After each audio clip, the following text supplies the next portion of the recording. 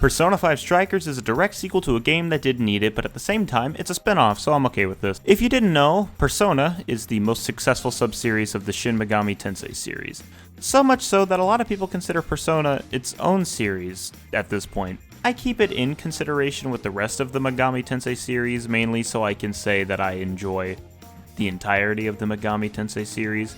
Even though most of what I've played has been Persona, I've been getting into more of the Shin Megami Tensei games, and they're great fun. But anyway, I'm getting off topic. Let's talk about Persona 5 Strikers. So, since this game is fairly recent, we're not going to go too deep into the game's plot, because I know a lot of people who still haven't been able to play the game and want to. But let's go over how the plot begins. The protagonist comes back to Yongan-Jaya in Japan for the summer. He opens the door and surprise, the Phantom Thieves are there to surprise you. They catch up and talk about an AI named Emma. Later, you learn about an idol named Alice Hiraki.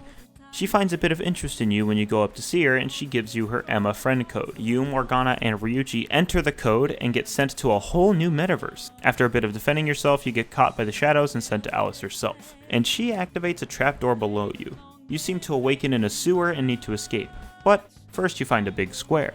Activating it unveils Persona 5 Strikers' best character, Sophia. Sophia is humanity's companion, and at this point of the game, she hasn't done much, but even then she's already doing a great job. Sophia knows nothing of her origin, so they bring Sophia along. The four continue on and eventually find more combat sections, which allows Sophia to show off how solid of a party member she can be. Sophia helps the other three escape, but Ryuji insists that Sophia comes with. Back in the real world, Sophia is stuck in our phone. We show Sophia to the rest of the crew and insist on going back to the metaverse. Also, Sophia mentions that these areas are called jails. In the jails, monarchs steal desires from humans that waltz into the area. Alice is the Shibuya jail monarch, and after more serious cutscenes that include Alice, the Phantom Thieves decide to take back all of the desires that she has stolen. This kicks off the main gameplay, but there's a lot more plot that I have not covered. But this is how the game starts, and while not as strong of a beginning as Persona 5 or Persona 5 Royal, because they both start the same, for a spin-off it does a great job setting up the adventure to have with your friends. But what do you do to take back the desires? Same thing you did when stealing them. You fight shadows. And the combat is basically if a Warriors game actually got me to think about strategies and fights. Common encounters aren't too difficult, but mini bosses will give you shit if you don't learn how to fight them appropriately. And yes, the difficulty is great fun when it shows up. It's too bad that a lot of the main bosses are easily cheesed, or just not that difficult to begin with. Alice gave me a bit of trouble, but that's the only boss I remember failing to at all. What mechanics does Persona 5 Strikers have? Well, first off, you don't need to focus on keeping Joker alive, which is good because for a game like this, I could have seen this being a problem if you had to keep the protagonist alive in order to keep the game going, because that was the main thing in Persona 5. If you died, it didn't matter, that was it. But in this game, as long as you have a singular party member alive, you can bring yourself back up with resurrection items, or just try to finish off the fight yourself. Sometimes being faithful to a game's mechanics isn't always a good thing, and I think this is the case here. If they made it to where you had to keep Joker alive in order to just play the game, why would you play as any other character besides Joker then? There would be no point in trying out other characters. Thankfully, they didn't do that here. Sneak attacks are back, but with the wider, more open dungeon design and a good lack of significant cover, it makes sneak attacks a lot more difficult.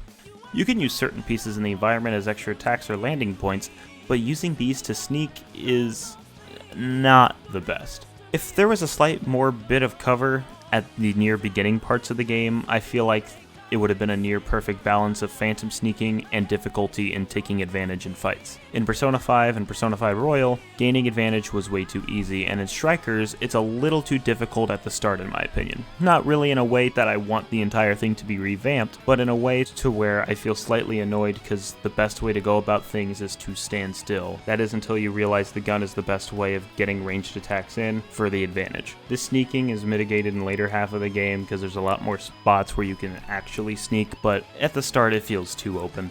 What about just the movement in general? Overworld exploration is slow feeling in the real world, while it feels fantastic and fast-paced inside of the jails. I may be spoiled with the running features in the overworld in Persona 5 Royal, but I can't really help myself with that. It just feels a lot better, and even then I think the speed in how Joker walks in this overworld is slower than how he did in even the original Persona 5. Dodging mid-combat feels great, but being able to freely dodge causes me to not use the evasion raising skills all that much. Main reason I didn't use them is because I didn't really see a point. If I can just dodge the attacks well, why would I need to raise evasion? For defense and attack, I understand, because attack, I can actually land harder hitting moves with a lot more damage, and with defense, I can stay alive.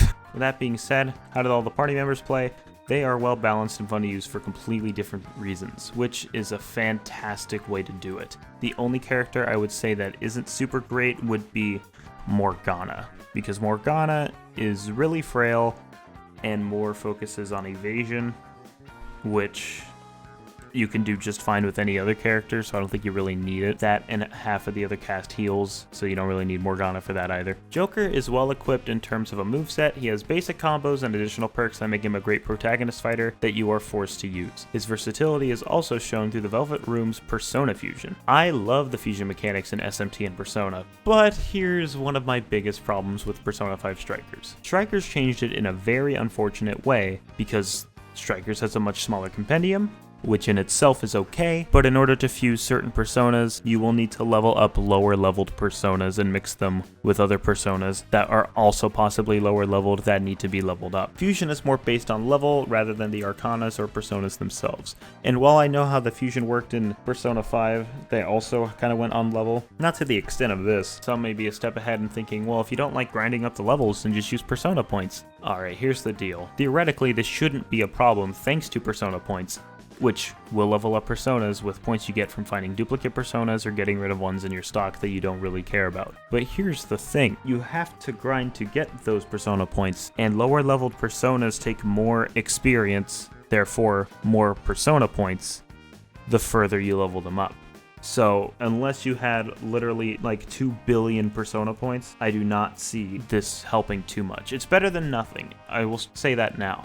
If you're off grinding in the jails and need to kick off a certain amount of experience with a certain persona in your stock, Persona points is a great way to help you get to that point, but it still feels like a grind for them. Because of this, I didn't really care too much about trying to get the best fusion results. I really only fused to get me a persona that was on par with Joker's level. Which sucks, because one of my favorite aspects of the other Persona games, especially Persona 5, was the ability to freely customize personas with multiple tools and multiple ways to make any persona viable for a long time. And even then, just trying out new things with certain personas to get certain abilities on certain other personas that may be great in magic or strength. Getting like god tier abilities on personas if you know how to use the fusion system right. In Strikers, if you want to make any persona viable except for the endgame personas, you will have to grind for persona points and experience. And along with that, you need to carry a shit ton of skill cards to even make those personas usable. And at the same time, to fuse some of the compendium, you need to level up lower leveled personas. This is annoying to me. It's a grind that didn't need to exist, when literally every other Persona game didn't have this. Yes, even the older games that didn't have it to where every party member got the same amount of XP. Some people may not have a problem with this mechanic. They probably think it makes perfect sense for an RPG like this to have this kind of leveling system. But I'm taking this as a hack and slash action RPG. I don't want to have to be grinding this much for this. I just want to continue on with the game and have fun with it, which is why I started playing the way I did.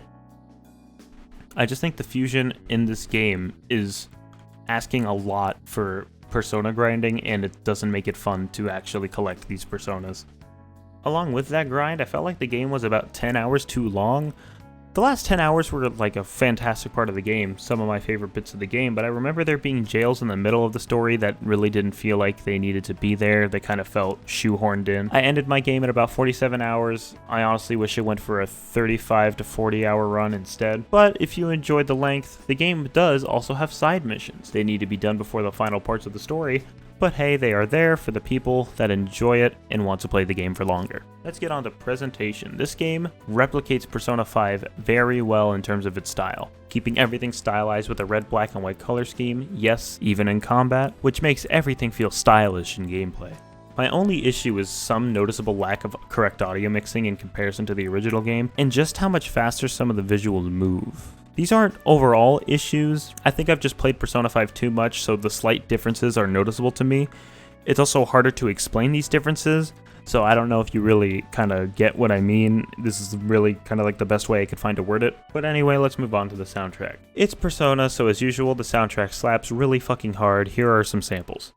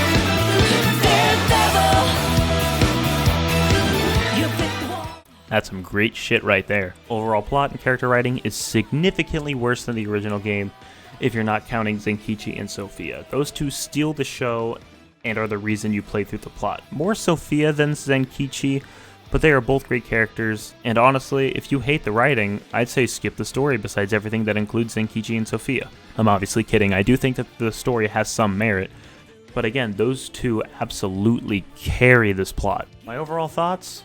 Persona 5 Strikers is a fun spin-off sequel to Persona 5. Don't play this unless you've played Persona 5 though. There are story elements that are enhanced if you know about the previous adventure. Also, Persona 5 Royal overall is just a better experience, but I digress. This is the best Persona spin-off in terms of how its story plays out, and I would recommend it to anybody looking to revisit the Phantom Thieves in their brand new adventure.